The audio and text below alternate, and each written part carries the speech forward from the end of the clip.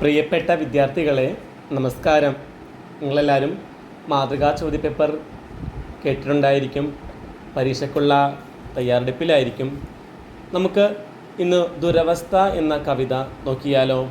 കുമാരനാശാൻ്റെ കവിതയാണ്. മലയാള കവിതയുടെ കാൽപ്പനിക വസന്തത്തിന് തുടക്കം കുറിച്ച കവിയാണ് കുമാരനാശാൻ. ആശാൻ്റെ കൃതികൾ കേരളീയ സാമൂഹ്യ ജീവിതത്തിൽ വമ്പിച്ച പരിവർത്തനങ്ങൾ വരുത്തുവാൻ സഹായകമായി. ആധുനിക കവിത്രയത്തിലെ കവിയാണ് അദ്ദേഹം. ആശയഗംഭീരൻ, സ്നേഹഗായകൻ എന്നീ വിശേഷണങ്ങൾ അദ്ദേഹത്തിന് കൊടുത്തിട്ടുണ്ട്. അനീതികളെ ചൂണ്ടിക്കാണിക്കാൻ അദ്ദേഹം തൂലിക ഉപയോഗിച്ചിട്ടുണ്ട്.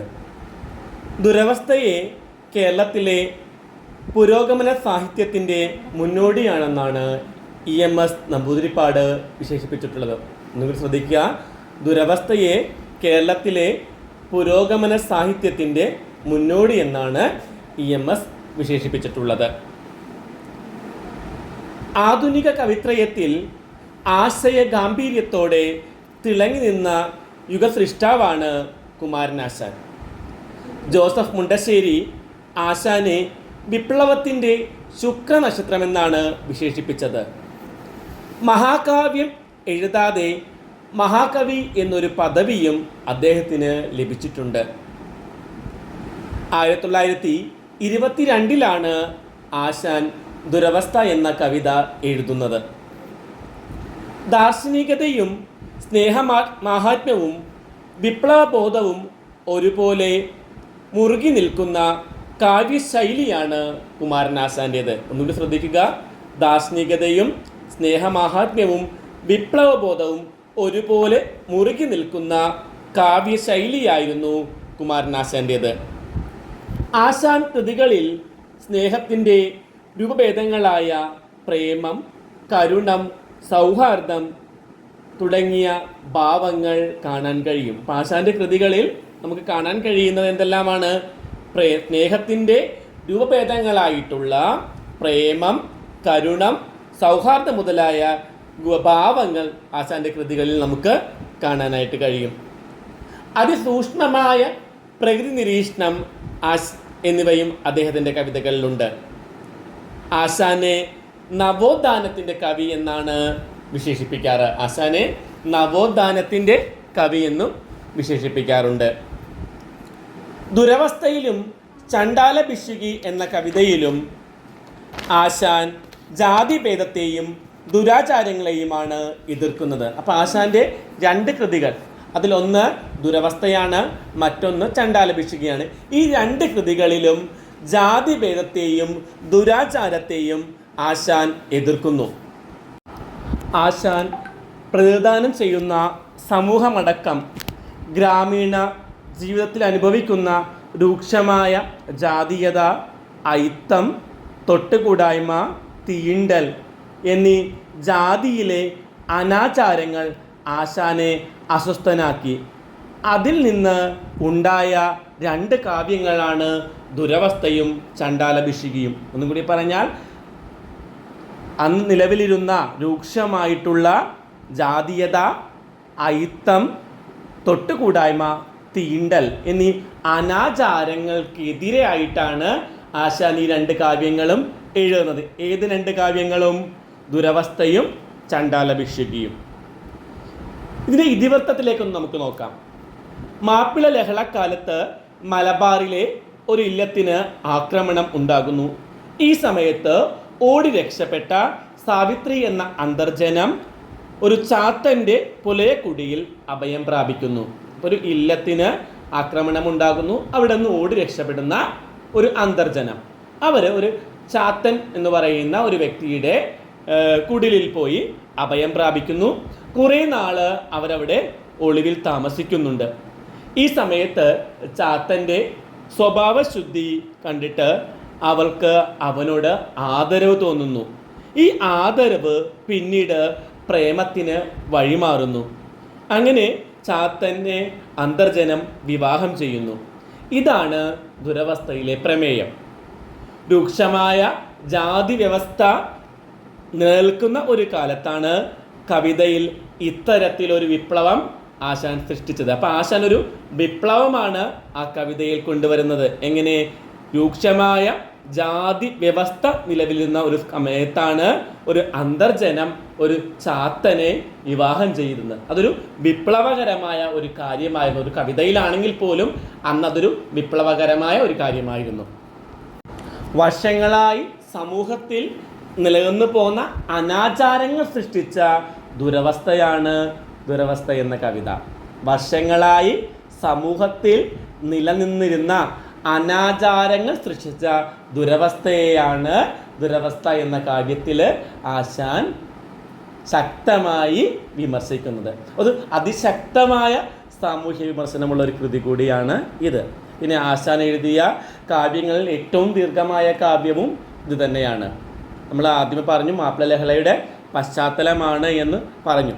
അപ്പം ജാതി ശ്രേണിയുടെ രണ്ട് അറ്റങ്ങളിലുള്ളവരായിരുന്നു സാവിത്രി അന്തർജനവും അതുപോലെ തന്നെ ഒരു ദളിതനായിട്ടുള്ള ചാത്തനും. ഇവരായിരുന്നു ആ കവിതയിലെ നായികന്മാരെന്നും നമ്മൾ പറഞ്ഞു.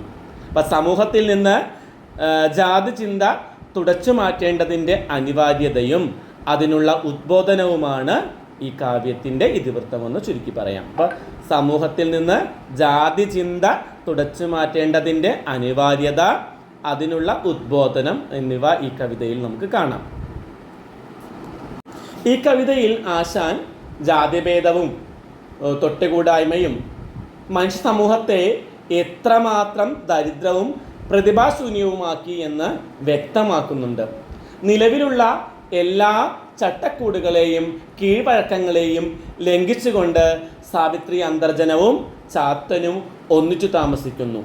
പരിഷ്കൃതവും സംസ്കൃതചിത്തവുമായ ആ ബന്ധത്തിൻ്റെ പശ്ചാത്തലത്തിലാണ് ആശാൻ മാറ്റുവിൻ ചട്ടങ്ങളെ സ്വയമല്ലെങ്കിൽ മാറ്റുമതികളി നിങ്ങളെത്താനെന്ന് ഈ കവിതയിൽ പാടുന്നത്. എത്ര പെരുമാക്കൾ ശങ്കരാചാര്യന്മാർ, എത്രയോ തുഞ്ചന്മാർ കുഞ്ചന്മാരും ക്രൂരയാം ജാതിയാൽ നൂനമലസിപ്പോൾ കേരള മാതാവേ നിൻവയറ്റിൽ. കേരളീയ സമൂഹത്തിൽ നിലനിന്നിരുന്ന കാലത്ത് നിലവിലിരുന്ന അല്ലെങ്കിൽ നിലനിന്നിരുന്ന ക്രൂരമായ ജാതി വ്യവസ്ഥയെ ശക്തമായ ഭാഷയിൽ ഈ വരികളിൽ ആശാൻ വിമർശിക്കുകയാണ്. കേരളത്തിൻ്റെ അന്നത്തെ അവസ്ഥയോർത്ത് അദ്ദേഹം പരിതപിക്കുകയാണ്. അല്ലയോ ഭാരതമാതാവേ, ക്രൂരമായ ജാതി ചിന്ത കൊണ്ട് എത്രയോ പെരുമാക്കന്മാരും ശങ്കരാചാര്യന്മാരും തുഞ്ചത്തെഴുത്തച്ഛന്മാരും കുഞ്ചന്മാരും നിന്റെ വയറ്റിൽ ഭ്രൂണാവസ്ഥയിൽ തന്നെ അലസിപ്പോവുകയുണ്ടായി. അപ്പം എത്രയോ പെരുമാക്കളും ശങ്കരാചാര്യരും തുഞ്ചന്മാരും കുഞ്ചന്മാരും അമ്മയുടെ ആ ഭ്രൂണാവസ്ഥയിൽ തന്നെ അലസിപ്പോവുകയുണ്ടായി. അപ്പോൾ കേരളത്തിൽ നിലവിലുള്ള അന്നത്തെ അവസ്ഥയാണ് അദ്ദേഹം ഇവിടെ പറയുന്നത്.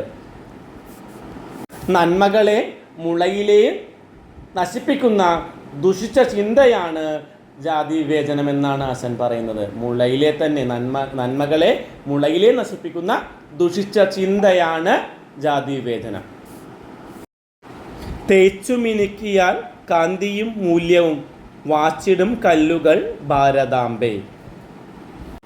തേച്ചുമിനുക്കിയാൽ കാന്തിയും മൂല്യവും വർദ്ധിക്കുന്ന രത്നസമാനമായ എത്രയോ മഹത്തുക്കളാണ് അല്ലയോ ഭാരതാംബേ നിന്റെ വയറ്റിൽ ഈ സമൂഹത്തിൽ വെളിച്ചം കാണാതെ ഒളിഞ്ഞു കിടക്കുന്നത്.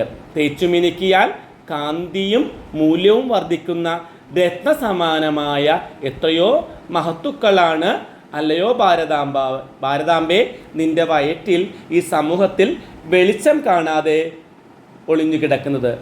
അല്ലയോ ദേവി, നീ എന്തിനാണ് ഇങ്ങനെ കരയുന്നത്? ഇങ്ങനെ ദുഃഖിക്കാൻ മാത്രം അത്ര ദരിദ്രയല്ലല്ലോ നീ. ദുരന്തപൂർണമായ ഈ ജാതിഭൂതം അഗ്നികുണ്ഡത്തിൽ എരിച്ചാൽ നീ ആഗ്രഹിച്ചതുപോലെ നിന്റെ രത്നഗർഭത്തിൽ എല്ലാ നന്മകളും ജന്മം കൊള്ളും. അതായത് ഈ ജാതിഭൂതത്തെ അഗ്നികുണ്ഡത്തിൽ എരിക്കുകയാണെങ്കിൽ ഭാരതമാതാവ് ആഗ്രഹിക്കുന്ന രീതിയിലുള്ള എല്ലാ നന്മകളും ഇവിടെ ജന്മം കൊള്ളും. എല്ലാ ജാതിഭൂതങ്ങളെയും എരിച്ചു കളയുക എന്നാണ് ആശാൻ ഈ വരികളിലൂടെ പറയുന്നത്. ഒട്ടേറെ രൂപങ്ങളിൽ ജാതി കോമരങ്ങൾ സമൂഹത്തിൽ ഉറഞ്ഞു തുള്ളുകയാണ്. പരസ്പരം തൊട്ടുകൂടാത്തവർ, തീണ്ടിക്കൂടാത്തവർ, കണ്ണിൽപ്പെട്ടാൽ പോലും ദോഷമുള്ളവർ, വിവാഹബന്ധത്തിൽ ഏർപ്പെടാൻ കഴിയാത്തവർ, ഒന്നിച്ചിരുന്ന് ആഹാരം കഴിക്കാൻ കഴിയാത്തവർ, അങ്ങനെ പല രൂപത്തിലും ഭാവത്തിലും അലറി വിളിച്ച് തള്ളുന്ന ജാതിക്കോമരങ്ങളെ ഓർത്ത് ആശാൻ ഇവിടെ പരിതപിക്കുകയാണ്. തൊട്ടുകൂടാത്തവർ, തീണ്ടിക്കൂടാത്തവർ, ദൃഷ്ടിയിൽപ്പെട്ടാലും ദോഷമുള്ളോർ, കെട്ടില്ലാത്തോർ, തമ്മിലുണ്ണാത്തോരിങ്ങനെ ഒട്ടല്ലഹോ ജാതി കോമരങ്ങൾ. അന്നത്തെ കേരളത്തിൻ്റെ അവസ്ഥയാണ് ഈ വരികളിൽ നമുക്ക് കാണാൻ കഴിയുന്നത്. ഇപ്പം സാവിത്രി അന്തർജനത്തിൻ്റെ അനുരാഗത്തെ വർണ്ണിച്ച് മിശ്ര വിവാഹത്തിലൂടെ ജാതിക്കോട്ടകൾ തകർത്ത് കേരളത്തിൻ്റെ നല്ലൊരു നാളേക്ക് വേണ്ടി പ്രയത്നിക്കുകയായിരുന്നു ആശാൻ. അപ്പം ഈ അന്തർജനത്തിൻ്റെ അനുരാഗത്തെ വർണ്ണിച്ച് മിശ്ര വിവാഹത്തിലൂടെ ജാതിക്കോട്ടകൾ തകർത്ത് കേരളത്തിൻ്റെ നല്ലൊരു നാളേക്ക് വേണ്ടി പ്രയത്നിക്കുകയായിരുന്നു ആശാൻ ചെയ്തത്. കുമാരനാശാൻ്റെ കവിതകളിലെ വിപ്ലവബോധം, അതുപോലെ കരുണ, സഹജീവികളോടുള്ള സ്നേഹം, ഇതെല്ലാം നമുക്ക് ദുരവസ്ഥ എന്ന കവിതയിൽ കാണാൻ കഴിയുന്നുണ്ട്. അപ്പോൾ കുമാരനാശാൻ്റെ കൃതികളിലുള്ള വിപ്ലവബോധം കാണാൻ സാധിക്കുന്നുണ്ട്, കരുണ കാണാൻ സാധിക്കുന്നുണ്ട്, സഹജീവി സ്നേഹവും എല്ലാം കാണാൻ സാധിക്കുന്നുണ്ട്. എത്രയോ പണ്ഡിതന്മാരായ കവികളും ആണ് ജാതിയുടെ ക്രൂരതയാൽ വെളിച്ചം കാണാതെ കടന്നുപോയത്. ഈ ജാതീയത കൊണ്ട് എത്രയോ മഹത്തായ കവികൾ ഉണ്ടാകേണ്ട ഒരിടമായിരുന്നു, അവരെല്ലാം ഭ്രൂണത്തിൽ തന്നെ തകർന്നു പോയി എന്ന് ആശാൻ പറയുകയാണ്. ഇനിയും എത്രയോ അതുല്യർ അറിയപ്പെടാതെ ഇന്നും ജീവിക്കുന്നുണ്ട്. സമൂഹത്തിലെ എല്ലാ മനുഷ്യർക്കും അഭിമാനത്തോടെ ജീവിക്കാനുള്ള അവകാശമുണ്ട്.